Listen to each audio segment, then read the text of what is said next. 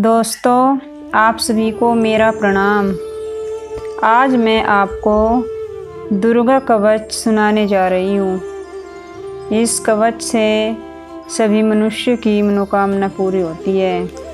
बोलिए जय माता दी।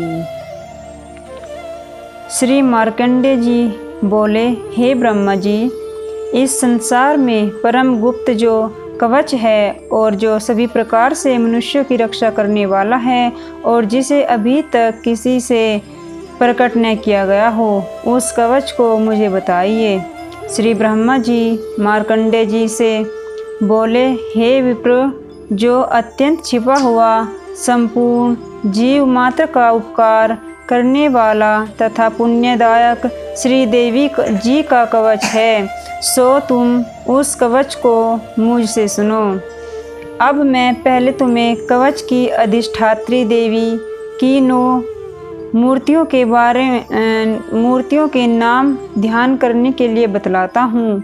वे इस क्रम से हैं: प्रथम शैलपुत्री, दूसरी ब्रह्मचारिणी, तीसरी चंद्रघंटा, चौथी कुष्मांडा, पांचवी स्कंदमाता, छठवीं कात्यायनी, सातवीं कालरात्रि, आठवीं महागौरी, 9वीं सिद्धिदात्री। यह 9 देवियां हैं जो मनुष्य अग्नि से जलते समय शत्रुओं के बीच युद्ध में गया हुआ तथा महान संकट में भय से दुखी होकर भगवती की शरण में जाता है, उसका किंचित भी अनिष्ट नहीं होता और उस पर मैं कभी भी आपत्ति, शोक, भय और दुख नहीं देखता हूँ। जो मनुष्य सच्चे हृदय से भक्ति के साथ भगवती का स्मरण करते हैं, उनकी सब प्रकार से वृद्धि होती है और हे देवी, तुम्हारा जो स्मरण करते हैं उनकी तुम अवश्य ही रक्षा करती हो, इसमें लेश मात्र भी संदेह नहीं है। श्री चामुंडा देवी प्रेत पर, वाराही भैंसे पर, ऐन्द्री हाथी पर, वैष्णवी देवी गरुड़ पर, श्री महेश्वरी बैल पर, कुमारी मोर पर तथा श्री विष्णु भगवान की प्रिया श्री लक्ष्मी जी कमल हाथ में लिए हुए कमल पर विराजमान है। श्वेत रूप धारण किए हुए ईश्वरी देवी बैल पर तथा समस्त आभूषणों से सुशोभित ब्राह्मी देवी हंस पर आरूढ़ है। इस प्रकार ये समस्त देवियां संपूर्ण योगों से युक्त विविध भांति के आभूषणों तथा रत्नों से शोभायमान हो रही हैं।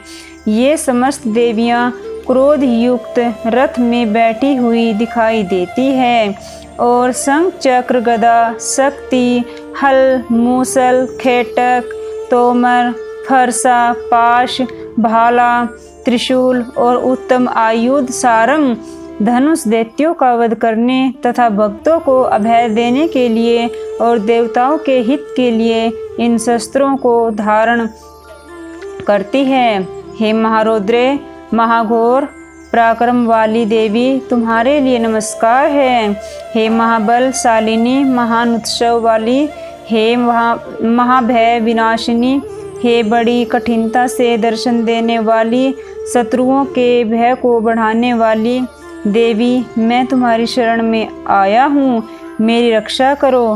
पूर्व दिशा में ऐन्द्री देवी, अग्नि कोण में अग्नि देवता, दक्षिण दिशा में वाराही देवी, नैऋत्य कोण में खड्गधारिणी वारुणी देवी, पश्चिमी में तथा वायु कोण में मृगवाहिनी, उत्तर दिशा में कुमारी और ईशान कोण में शूलधारिणी, ऊपर आकाश से ब्राह्मणी और नीचे से वैष्णवी मेरी रक्षा करे। इस प्रकार सब मुर्दे पर बैठी हुई चामुंडा देवी मेरी 10 दिशाओं से में रक्षा करे। जया देवी आगे की तरफ से, विजया देवी पीछे की ओर से, अजिता देवी बाईं तरफ से तथा दाहिनी ओर से, अपराजिता देवी, उद्योतिनी शिखा की उमा देवी सिर में उपस्थित हो, मालाधारी माथे की यशस्विनी देवी, दोनों भौहों की, त्रिनेत्रा देवी, भौहों के मध्य स्थान की, नासिका की रक्षा यमघंटा देवी, आँखों के मध्य की, शंखिनी देवी, कानों की द्वारवासिनी, कालिका, कपोलों की जड़ में सांकरी, नासिका की सुगंधा और ऊपर के होठों की चर्चिका देवी, अमृत कला नीचे के होठ की तथा सरस्वती जीवा की दांतों की कुमारी, कंठ देश की चंडिका, चित्रघंटा गले की तालु की महामाया रक्षा करें। कामाक्षी ठोड़ी की सर्वमंगला मेरे वाणी की रक्षा करें। मंगला भद्रकाली गर्दन की और धनुर्धरी पीठ की, कंठ से बाहर नील गिरवा नलकुबरी, कंठ के नली की, खड्ग धारिणी, दोनों कंधों की, बाहुओं की वज्रधारिणी रक्षा करे।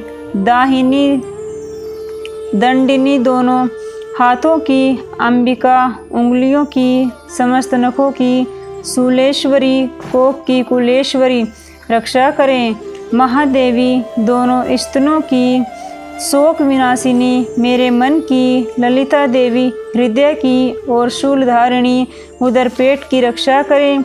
नाभि की, कामनी, गुहास्थान की गुहेश्वरी, पूतना, कामिनी, लिंग की तथा महिषवाहिनी, गुदा की रक्षा करें। कमर की भगवती, घुटनों की विंध्यवासिनी, सब कामनाओं को पूर्ण करने वाली महाबली देवी, जंगाओं की रक्षा करें। घुट्टियों की नारसिंगी, पैरों के पृष्ठभाग की तेजसी देवी, पाँवों की उंगलियों की श्रीधरी देवी, तलुओं की स्थलवासिनी देवी, दंष्ट्रकाली देवी, नखों की ऊर्ध्वकेशिनी, केशों की कुमारी, रोम छिद्रों की बागेश्वरी, त्वचा की रक्षा करें।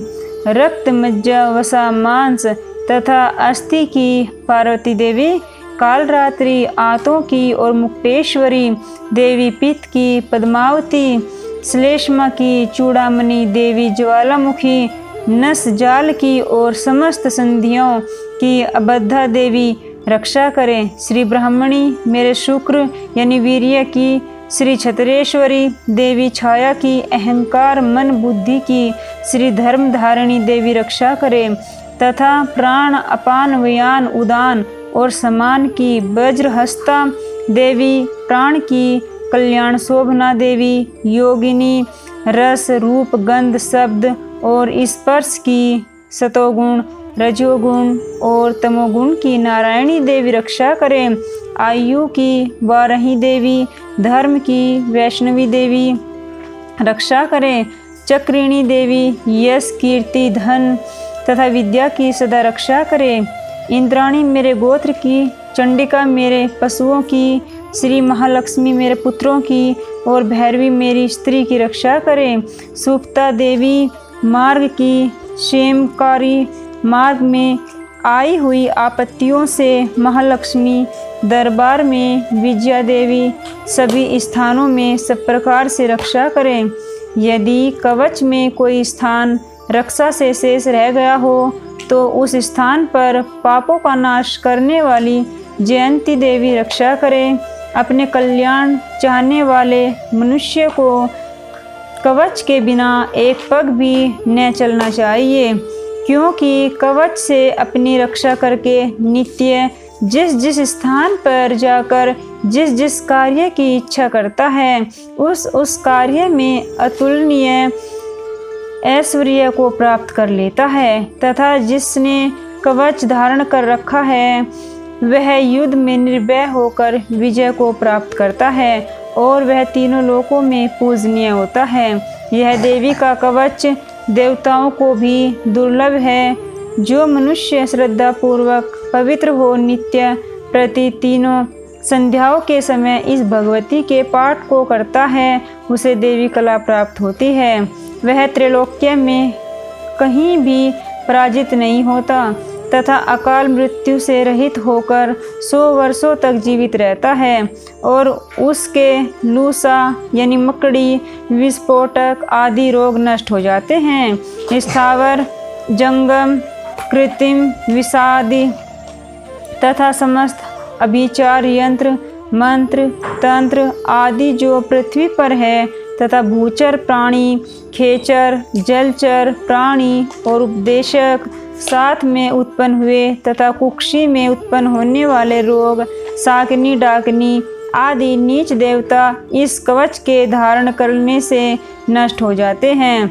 अंतरिक्ष में गमन करने वाले महाबलशालिनी डाकिनी, ग्रह, भूत, पिशाच, यक्ष, गंधर्व, राक्षस, ब्रह्म राक्षस, बेताल, कुष्मांड तथा